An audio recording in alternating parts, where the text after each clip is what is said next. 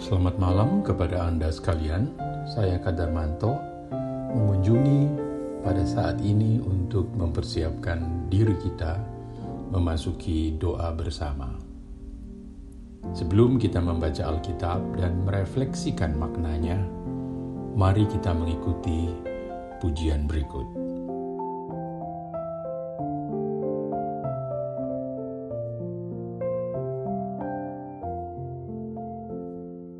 Di dalam cinta dan kasih,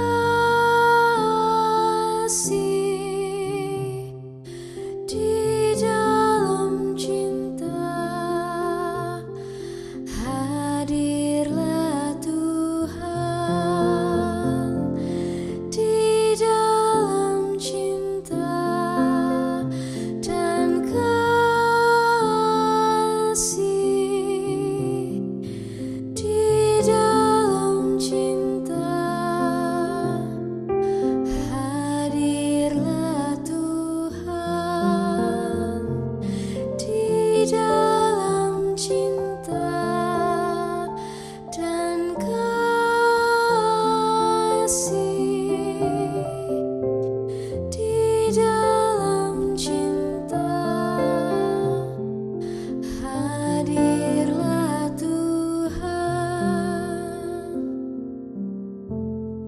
Kita akan membaca dari kitab Nabi Zefanya. Kitab Zefanya yang memang jarang kita baca. Zefanya pasal 3 ayat 9 hingga ayat 13. Zefanya 3 ayat 9 hingga ayat 13. Itu pada sekitar halaman 1040-an gitu ya.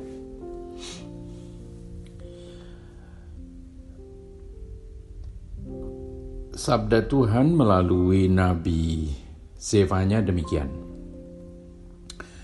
Tetapi sesudah itu aku akan memberikan bibir lain kepada bangsa-bangsa, yakni bibir yang bersih, supaya sekaliannya mereka memanggil nama Tuhan, beribadah kepadanya dengan bahu-membahu. Dari seberang sungai-sungai negeri Ethiopia, orang-orang yang memuja aku, yang terserak-serak, akan membawa persembahan kepadaku. Pada hari itu engkau tidak akan mendapat malu karena segala perbuatan durhaka yang kau lakukan terhadap aku, sebab pada waktu itu aku akan menyingkirkan daripadamu orang-orang yang ria congkak, dan engkau tidak akan lagi meninggikan dirimu di gunungku yang kudus. Di antaramu akan kubiarkan hidup suatu umat yang rendah hati dan lemah, dan mereka akan mencari perlindungan pada nama Tuhan, yakni sisa Israel itu. Mereka tidak akan melakukan kelaliman atau berbicara bohong, dalam mulut mereka tidak akan terdapat lidah penipu. Ya, mereka akan seperti domba yang makan rumput dan berbaring dengan tidak ada yang mengganggunya. Nah, saudara sekalian, pernahkah kita membayangkan Tuhan sebagai seorang penjahit yang cakap, yang dapat membuat sesuatu yang berharga dan indah dari sisa-sisa kain, atau biasanya disebut perca? Nah, barangkali gambaran ini perlu kita simpan dalam pikiran kita sambil kita mengikuti refleksi ini. Dan refleksi ini saya beri judul ibarat perca yang disatukan.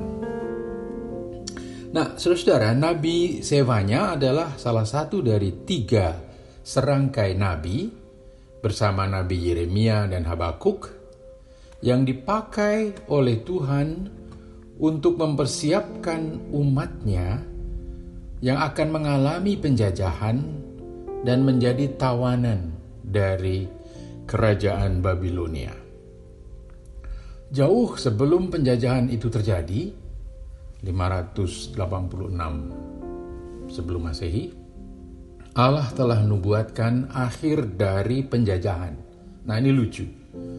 Penjajahan belum terjadi, penjajahan sendiri dinubuatkan, tapi juga akhir dari penjajahan itu sudah dinubuatkan. Pemulihan umat dari pembuangan dan dari status tawanan, serta akan terjadi pembaruan atas umat yang masih setia, disebut dengan istilah sisa Israel, sehingga janji keselamatan, yaitu tentang Mesias yang akan datang di tengah umat, janji keselamatan itu terjamin. Dalam kitab Sefanya dinubuatkan hukum Tuhan kepada bangsa-bangsa dan kepada umat Tuhan. Khusus pada bab 3, nubuat tentang hukuman Tuhan itu makin jelas. Dan uniknya, dinubuatkan juga sukacita yang akan dialami oleh sisa Israel yang setia sampai akhir. Mula-mula dinubuatkan tentang penghakiman secara menyeluruh, serta keruntuhan bukit-bukit, hari kemusnahan, serta pemusnahan, itu pada pasal 1 ayat 15. Tapi pada ayat-ayat terakhir dari kitab ini dijanjikan atau dinubuatkan langit baru serta bumi baru sebagai tempat tinggal bagi sisa yang setia itu. Sebelum Tuhan menggunakan umat yang tersisa itu, Tuhan memurnikan, atau dalam bahasa lain bisa kita terjemahkan, untuk membalikkan orientasi mereka kepada Tuhan. Dari orientasi yang jauh tidak kepada Tuhan, sekarang menjadi berorientasi kepada Tuhan. Kalau kita perhatikan kitab Sefanya dengan cermat, yang disebut sebagai sisa Israel itu pada akhirnya melibatkan semua orang yang berasal dari berbagai bangsa. Di situ Sefanya membayangkan, atau lebih tepat menubuatkan, akan adanya umat Tuhan yang berasal dari bangsa-bangsa yang akan bekerja dengan bahu-membahu. Barangkali ini menjadi kritis ketika kita pada bulan ini merayakan bulan kebangsaan. Nubuat Nabi Sefanya yang tidak lazim bagi zamannya, yaitu bahwa mereka yang setia itu akan berasal dari berbagai bangsa. Artinya, keistimewaan etnis atau ras Israel yang selama itu dipahami sebagai yang diistimewakan, sepertinya akan berakhir. Tembok eksklusivisme yang membatasi sebutan umat Tuhan hanya untuk kelompok tertentu akan ditiadakan, akan dirobohkan. Akan ada Israel yang baru yang berasal dari berbagai bangsa dan bukan khusus orang Ibrani lagi. Dengan perkataan lain, Israel yang baru ialah setiap orang yang setia dan taat kepada Allah dan kehendaknya, yang berasal dari berbagai bangsa dan yang akan bekerja bahu-membahu demi kemuliaan Tuhan. Nah, untuk memurnikan yang disebut sebagai sisa umat atau sisa Israel itu, Tuhan akan menyingkirkan orang-orangmu yang ria congkak dari Yerusalem, demikian tulis Nabi Sefanya. Mereka membuat malu di bait Allah, disebut di situ gunung Tuhan karena letak bait Allah yang ada di atas bukit pada ayat 11. Dan sebagai gantinya akan ditempatkan mereka yang rendah hati dan yang lemah lembut yang biasanya tersingkirkan. Mereka yang lemah agaknya memang disambut oleh Tuhan. Kita ingat juga dalam perjanjian baru di khotbah Yesus di bukit, Matius pasal 5. Sisa Israel atau Israel yang baru itu percaya kepada Tuhan, dan Tuhan akan menolong mereka untuk melakukan yang benar dan berbicara tentang kebenaran. Dikatakan di situ pada ayat 13, dalam mulut mereka tidak akan terdapat lidah penipu. Tuhan juga akan memberi rasa aman kepada mereka Mereka akan dapat berbaring dengan tidak ada yang mengganggu. Masih pada ayat 13. Tuhan tidak menggunakan sisa Israel itu untuk membawa Mesias guna menyelamatkan dunia. Dan Tuhan memulai dengan memurnikan yang tersisa itu. Penyebab kesusahan pada saatnya akan dikalahkan, dan Tuhan hadir di tengah sukacita bersama umat yang tersisa itu. Malapetaka telah diangkat dari mereka, Tuhan menindak penyebab malapetaka itu, dan ini yang penting, Tuhan akan mengumpulkan kembali mereka yang telah terpencar dan membawa mereka pulang dengan selamat. Kehormatan serta pujian akan kembali mereka dapatkan dari antara segala bangsa. Kita mendapat gambaran yang jelas bahwa Allah adalah Allah yang merestorasi. Allah adalah Allah yang memulihkan. Allah yang membangun kembali umatnya dari sisa yang masih setia dan masih percaya. Ibarat perca atau pecahan-pecahan yang sudah terserak kemana-mana, dipersatukan dan dijahit kembali menjadi suatu karya yang indah dan berharga. Merestorasi atau memulihkan dalam bahasa Ibrani disebut shub, S-H-U-W-B. Artinya kembali atau berbalik. Sebuah kata yang lebih dari 1000 kali dipergunakan dalam Perjanjian Lama. Bahkan Tuhan tidak lagi eksklusif dengan Israel sebagai bangsa, karena Tuhan telah melibatkan bangsa-bangsa sebagai sisa umat yang kembali. Seperti penjahit yang cakap, yang dapat menyusun dan menjahit potongan-potongan perca yang berasal dari berbagai sumber menjadi sesuatu karya yang berharga dan indah dan bermanfaat. Nah, sebagai kesimpulan, kita belajar tentang 2 hal dari Zefanya ini mengenai citra Allah. Yang pertama, Allah adalah pemulih yang agung, yang memulihkan. Dia dapat marah dan menghukum, tetapi juga Allah yang selalu bersedia menerima kembali mereka yang sungguh-sungguh bertobat, menyesali dosa-dosanya, dan berbalik kepada Tuhan, meninggalkan kehidupannya yang lama yang penuh dengan kejahatan, durhaka, dan ketidakjujuran, serta perselingkuhan dengan ilah-ilah yang lain. Citra yang pertama itu yang kita baca dari Zefanya. Citra yang kedua adalah citra tentang Allah yang mempersatukan mereka. Mereka yaitu orang-orang yang setia dan percaya, yang berasal dari beragam latar belakang bangsa dan ras, dari keragaman dan kebinekaan menjadi umatnya yang baru. Dalam teks disebut sebagai sisa Israel, yang akan bekerja sama bahu-membahu demi kebaikan semesta dan demi kemuliaan Allah Sang Pencipta. Kiranya refleksi ini mendorong kita untuk memikirkan kembali konsep kita tentang gereja dan tentang kebangsaan, mumpung kita berada dalam bulan kebangsaan. Mari kita berdoa, kita naikkan doa Bapa kami dalam nyanyian bersama berikut ini.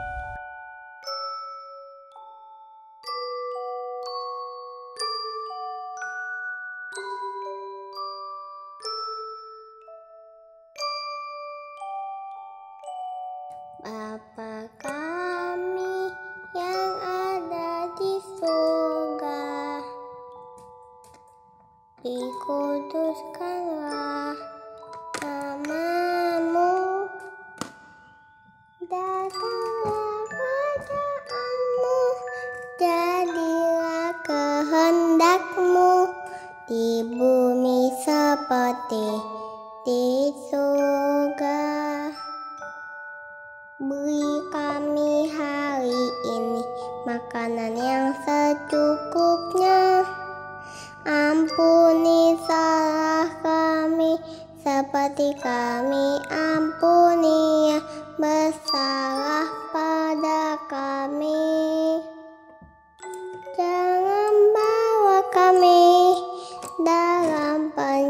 cobaan.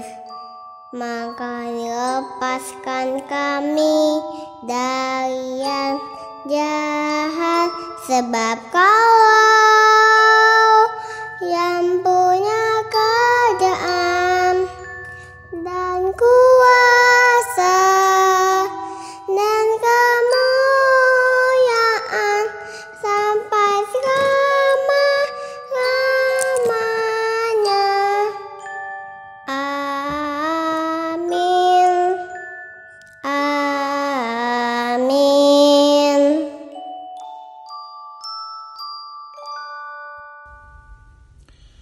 Ya Allah, yang kami kenal sebagai Bapa, Putra, dan Roh Kudus, Engkau sering digambarkan ibarat orang tua kami yang dapat marah dan menghukum kami manakala kami tidak setia kepadamu, dan disibukkan dengan kesenangan diri melakukan kehendak kami sendiri yang tidak bersesuaian dengan kehendak-Mu. Namun Engkau juga orang tua kami yang bersedia menerima kami kembali, manakala kami sungguh-sungguh menyesali dosa kami, serta berusaha dengan sungguh-sungguh berbalik kembali, berorientasi kembali kepada kehendak-Mu. Terimalah kami kembali di hadirat-Mu ya Tuhan, karena kami ingin memperbaiki hidup kami, dan kami ingin agar dapat Tuhan pakai sebagai kawan sekerja-Mu dalam membangun kehidupan keluarga, dalam membangun kehidupan bersama bergereja, dan dalam membangun kehidupan masyarakat kami. Dalam pengasihan-Mu kami mohon. Tuhan,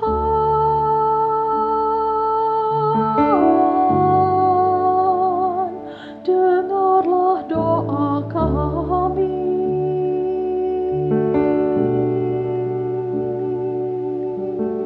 Tuhan,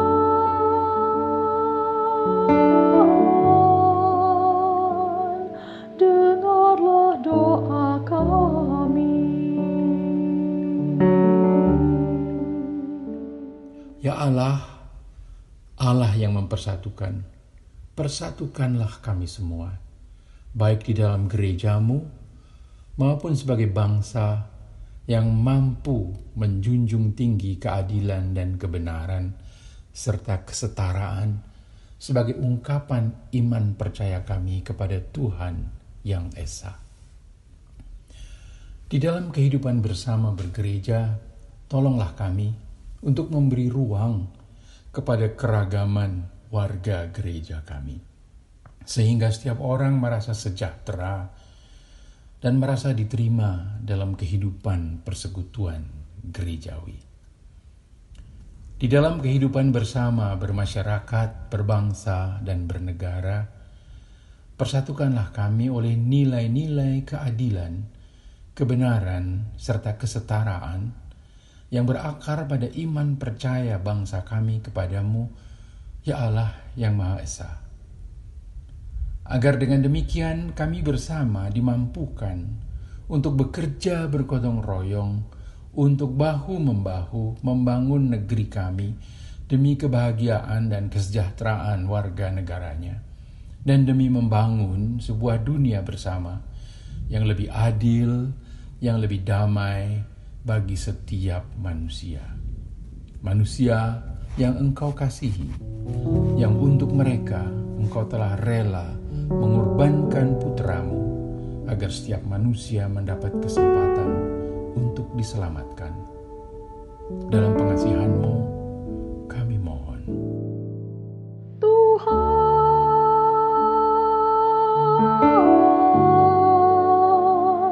dengarlah doa kami.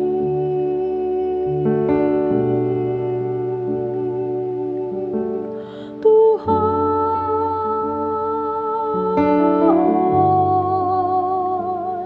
dengarlah doa kami.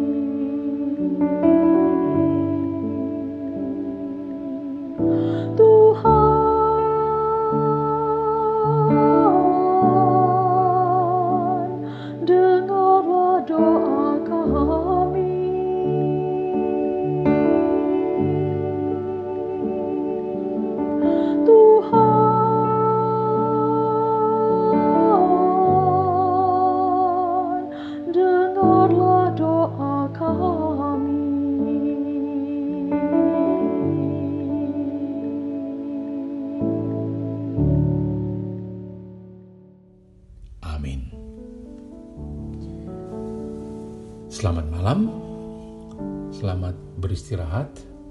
Semoga Anda semua, para sepuh, para dewasa, para pemuda, dan anak-anak dapat beristirahat dengan baik untuk menghadapi tantangan esok hari. Beristirahatlah dengan tenang, percayakan segala sesuatu kepada Tuhan, sebab Tuhan sertamu. Sekian.